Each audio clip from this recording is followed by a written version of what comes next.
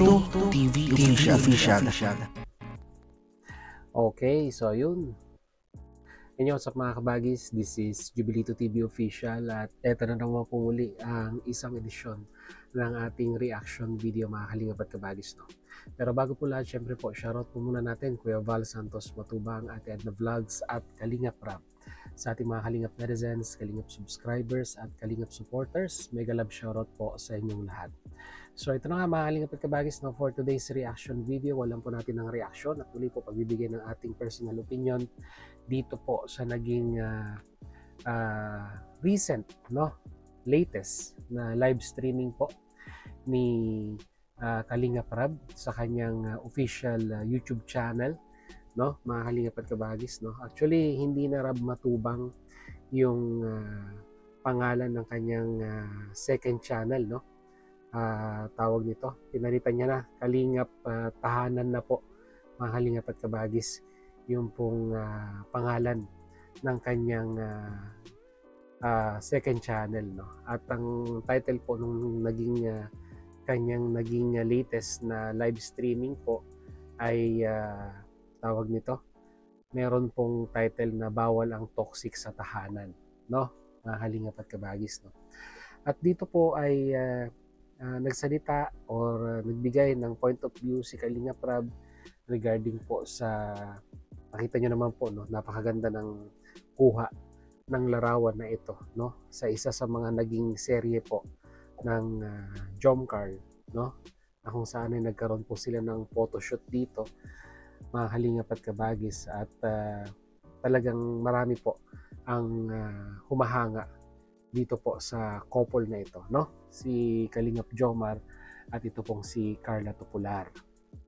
So ito na nga mga Kalingap at kabagis, dito po sa live streaming ni Kalingap Rab ay naglabas siya ng kanyang concerns regarding po sa mga panatiko, no, at yun nga po nabanggit niya dito na misinterpret po, no, yung pong kanyang comment doon po sa naging live streaming po ni Kuya Julay Paunil.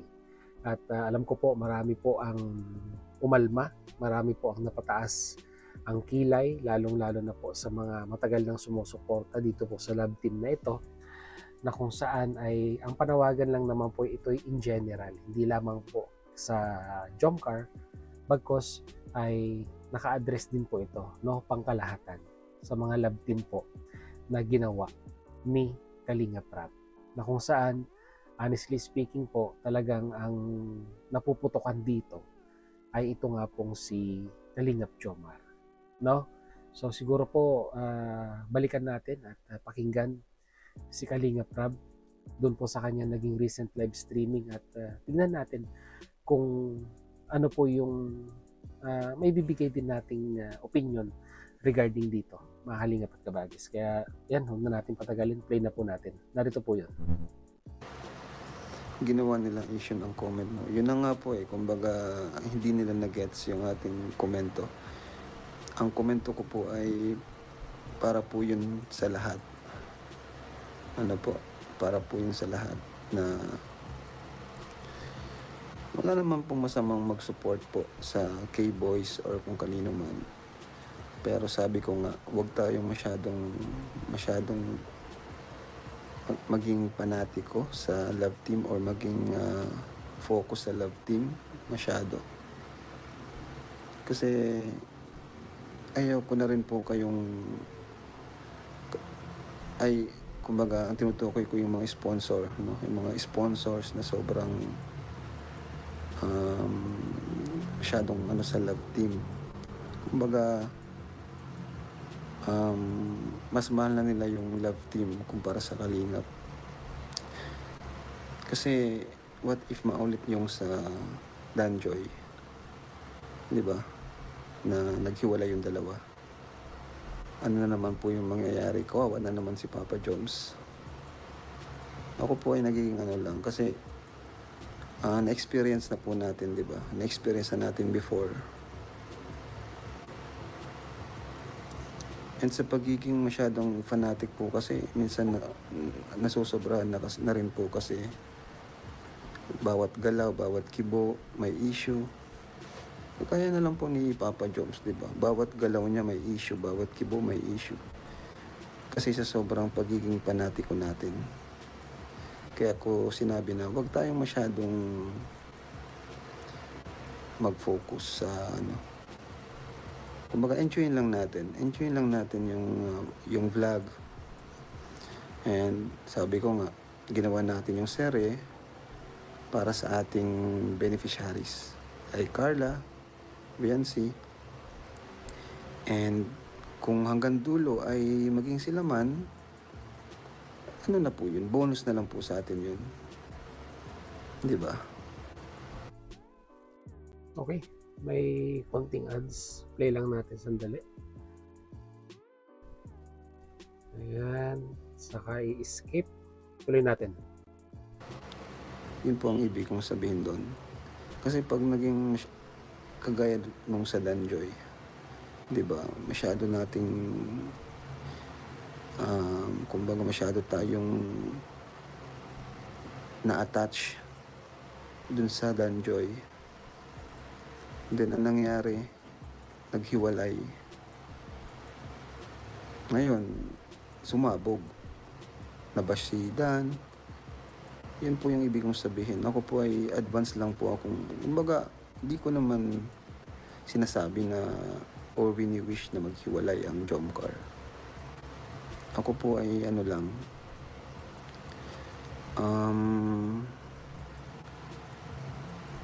kumbaga advice. Nagbibigay lang ako ng advice. Nasa sa kanila naman kung susundin nila. Sabi ko nga, focus tayo sa beneficiary. Oo, andyan yung love team. Pero wag na tayo mag-expect ng too much. Wag tayo mag-expect ng too much po. Kasi, kawawa din yung mga natin. Especially yung mga leading man. Yun na nga po yung nangyari kay Jomar, di ba? Na konting galaw niya, meron siyang may issue. Konting galaw ni Joms, may nababash na siya. Yun po yung ibig kong sabihin. Okay. So, yun mga kalingap at kabagis, Simple lang naman po ang request ni Kalingap Rab dito po sa live streaming na ito. Yun po yung wag po nating taasan yung expectation natin regarding po sa love team na ito. Kasi aminin man po natin o hindi ay marami na po talaga ang sabihin na nating nabaon ang kanilang pagsubaybay dito po sa teleserye na ito. Yung iba nga po diyan ay talagang isinisigaw nila na, 'di ba, Jomcar hanggang dulo. Yung literal na magkakatuluyan, magmamahalan at mauwi sa sabihin na nating kasalan.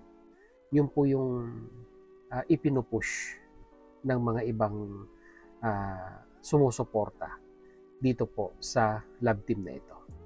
Meron din naman po yung iba na ini-enjoy lang yung pong panunood. Kumbaga, pinapanood nila kasi kinikilig sila, natutuwa sila, at nakakapag-enlighten ng kanilang araw pag napapanood po yung pong teleserye ng Jomcar. Kaso, the sad reality, mga kalingap at kabagis, pagdating po talaga sa love team, ay hindi po talaga may iwasan yung mga sumusuporta, They support to the extent na talagang gusto po nila hanggang dulo, Parang kwan din po yan, showbiz. Parang normal na, typical na sinusubaybayan nating telenovela sa mga television na kung saan ay kung yung pong iniidolo nating pinapanood ay mayroong umaaligid na ibang sabihin na nating kakaribal ng leading man, ay the feeling is same, ika nga. no? Nakakaramdam tayo ng galit, bakit itong karakter na ito ay biglang lumabas at ngayon ay umaaligid doon sa iniidolo natin na dapat magkakatuluyan. Parang ganun din po yan, mga Kalingap at Kabagis, no? Yun nga lang, the difference is, di ba, yung format ni Kalingap Rab ay magkaiba po sa format ng regular na napapanood po nating telenovela sa mga bigating network dyan po sa Pilipinas. No? Ito pong love team na ito, no, alam ko po yung ibang mga viewers and sponsor supporters po ay nauunawaan ito. Nilikha po ang love team, no, para po makatulong sa beneficiaries po, no. To be specific, sila Carla, sila Beyonce, sila Joy, no? Yun po yung pinaka main purpose kung bakit po nalikha ito pong love team na ito. At sabi nga po ni Kalingap Rab, bonus na lamang po, no, kung magkatuluyan sila pagdating po ng araw. Diba? Ang isa pa sa panawagan ni Kalingap Rab dito ay yung masyadong pambabash na nangyayari kay Kalingap Jomar, na konting kibot, konting salita na nabibitawan ay minsan ay nami-misinterpret. Yung mga masasabi po nating panatiko ay nagagalit, no? Kung hindi nakapokus si Jomar kay Carla. Ayun na yung talagang sinasabi ko po kanina, na masyado na po silang na-involve dito po sa sinusubaybayan nilang love serye or love team ni Kalingap Rab. To the extent na sila po ay nakakapagbitiw na, no? Nakakapagbitiw na po sila ng mga hindi magagandang salita, to be specific kay Kalingap Jomar. Ay wag naman po sanang ganon. 'Di ba? Una-una po sa lahat, si Jomar ay sumusunod lamang po, no, sa takbo ng istorya ng kanilang love team, ika nga. No? Yun nga lang po, kumbaga parang lumalabas na ang tampulan ngayon ng issue ay kay Jomar. Dahil yung mga ibang panatiko po ay talagang expected nila na parang sila na, no? Ika nga hanggang dulo. Mga Kalingap at Kabagis, no? Kaya ito ay ang opinion ko lamang po dito, no? Lalong-lalo na po sa mga viewers na sumusuporta po sa Jomcar. Ako'y sumusuporta din po sa love team na ito. Dahil nakita ko na po sila in person, nakadaupang palad ko na si Kalingap Jomar at si Carla nung tayo po ay nasa Daet, nung pumasyal po tayo doon, no? Ang panawagan ko lamang po, no, ay wag po nating masyadong i-involve yung feelings natin, lalong-lalo na po yung feelings natin dito po sa mga love team na nilikha ni Kalingap Rab sa kanyang YouTube channel. Enjoyin na lang po natin ang bawat video na ina-upload ni Kalingap Rab dito sa mga love team na ito, at isipin po natin na ito po'y nilikha para matulungan po yung mga beneficiaries. Lalong-lalo na po ito pong si Carla. No? Wag po tayong masyadong, kagaya na sinabi ko kanina, emotionally attached, no? Dito po sa mga love team na ito. Siguro mag-focus na lang po tayo, no, mga Kalingap at Kabagis, sa mga tumutulong kay Carla, di ba? Pagyamanin pa natin ang mga bawat video upload, no? Pataasin natin ang views, di ba? Para lalong makilala ang tambalang ito. At panahon na lang po ang makakapagsabi, mga Kalingap at Kabagis, no, kung talagang ang dalawang ito ay talagang itinadhana po sa isa't isa. Siguro samahan na rin po natin ng panalangin, di ba? Kung sa dinami-daming sumusuporta, no, nagmamahal dito po sa couple na ito, ewan ko na lamang po kung hindi kayo mapakinggan pag kayo po ay nagdasal na sana po ay magkatuluyan hanggang sa dulo ito pong dalawang ito. So yun mga kalingap at kabagis, yun lang po ang ating reaction video for today. And ano sa tingin ninyo? Ano po masasabi ninyo? Comment nyo po sa ating comment section mga kalingap at kabagis. No? So yun, muli maraming salamat po dahil hanggang sa dulo po ng ating reaction video. Ngayong araw na ito ay nasamahan niyo po muli si Jubilito TV Official. At muli po nagpapaalala po ang inyong host. Sa mga hindi pa po nakasubscribe sa ating YouTube channel, ayan, subscribe nyo na po, Jubilito TV Official. At kung nagustuhan nyo po ang ating reaction video for today, mga kalingap at kabagis, paki-like and share na rin po, no?